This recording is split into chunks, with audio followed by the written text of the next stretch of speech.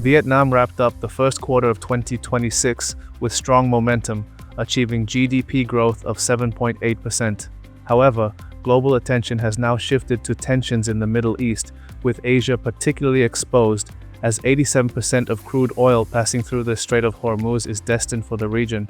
The impact is not just reflected in headlines, it is being felt globally as airlines cut flights and rising commodity prices increase input costs for businesses. Vietnam is not immune, given that the country meets only around 20% of its domestic demand for petroleum products with its own crude oil. That said, risks to the power sector remain contained, as imported LNG accounts for just 2% of total electricity capacity. So far, the impact has not materially affected economic activity in the first quarter.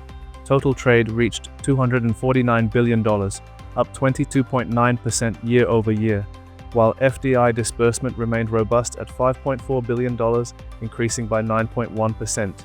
That said, some early signs of pressure are emerging. Inflation rose to 4.6% in March, driven by higher transportation costs, and some moderation in international tourism, dining services, and industrial activity may be observed in the near term. To mitigate these effects, the government has lowered taxes on petroleum products to contain inflation, while also seeking alternative energy sources. At the same time, leveraging its neutral stance, the country is working with Iran to facilitate the transit of Vietnamese vessels through the Strait of Hormuz. Given the elevated uncertainty around geopolitical developments, we outline 3 scenarios for the Middle East tensions. Our base case assumes that the Strait of Hormuz reopens by the end of April. President Donald Trump is facing mounting domestic pressure, with a majority of Americans calling for a swift resolution, even if initial objectives are not fully achieved. In addition, under the War Powers Resolution, military engagement beyond 60 days requires congressional approval. While not yet fully exercised in practice, it remains a latent constraint. Additionally, as Trump is set to meet Xi Jinping in mid-May, there is growing pressure for him to have some progress with Iran beforehand, strengthening his position ahead of the meeting. Under this scenario, we project Vietnam's 2026 GDP growth at 7%, with inflation remaining manageable at around 4.5%.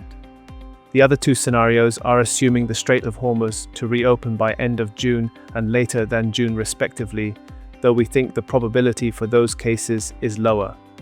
A notable milestone for Vietnam is that it has entered a new leadership term with a committed, ambitious, and execution-focused government now in place. General Secretary To Lam has also assumed the role of president, while Le Minh Hung has been appointed prime minister, and the chairman of the National Assembly continues into a new term. This consolidation has raised questions about a potential shift away from collective leadership. However, the practical impact is likely limited, as the president's role remains largely diplomatic with minimal involvement in economic policy making.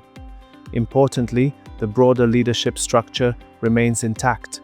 The presence of Tran Cam Tu as standing member of the Secretariat helps preserve the functional balance of the traditional 4 pillars, suggesting continuity in policymaking and execution. With the new leadership now in place, the focus is clearly shifting toward accelerating public investment, one of the key growth drivers going forward. A substantial pipeline of projects is already in place, and if you visit the country today, construction activity is visible across many cities and regions.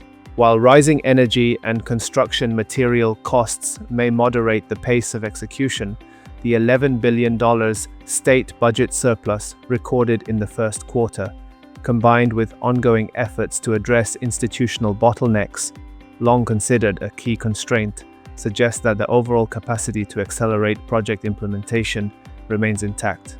On the FDI front, the outlook remains encouraging. Disbursement continues to exceed 5% of GDP, well above the regional range of 1.5 to 3%. Global manufacturers are steadily expanding their footprint locally. For instance, Toyota is planning hybrid vehicle production, while Samsung is investing $4 billion into a chip packaging facility. On the demand side, conditions remain supportive. March PMI stayed in expansionary territory, although growth has moderated slightly. Meanwhile, stable US business inventories, accounting for roughly one-third of export demand, point to resilient external demand ahead. Nevertheless, pressure on the Vietnam dong persists, given its position as a net energy importer.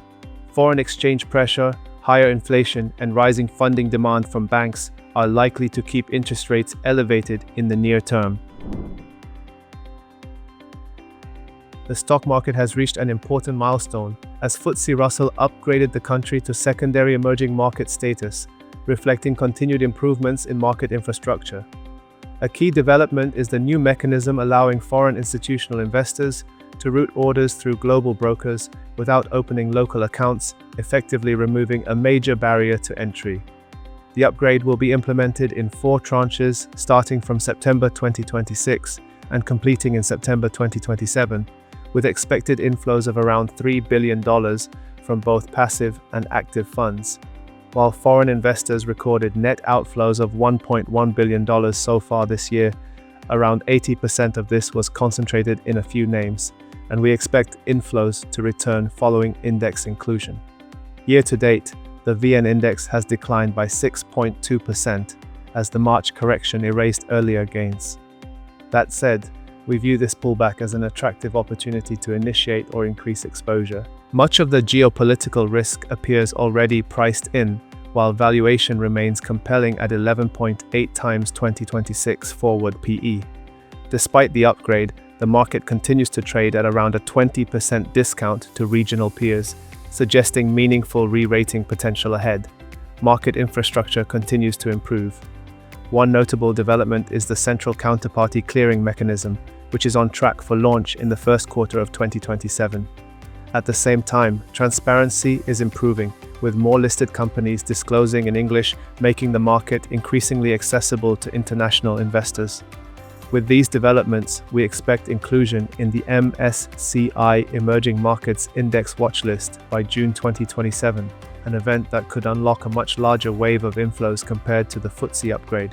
Overall, while global uncertainties, particularly from the Middle East, are creating short-term volatility, the underlying fundamentals of Vietnam remain solid. What we are seeing is a mix of short-term volatility and long-term structural progress, from public investment acceleration and resilient FDI to improving market accessibility. As these factors continue to play out, they are reinforcing the foundation for the next phase of growth for Vietnam.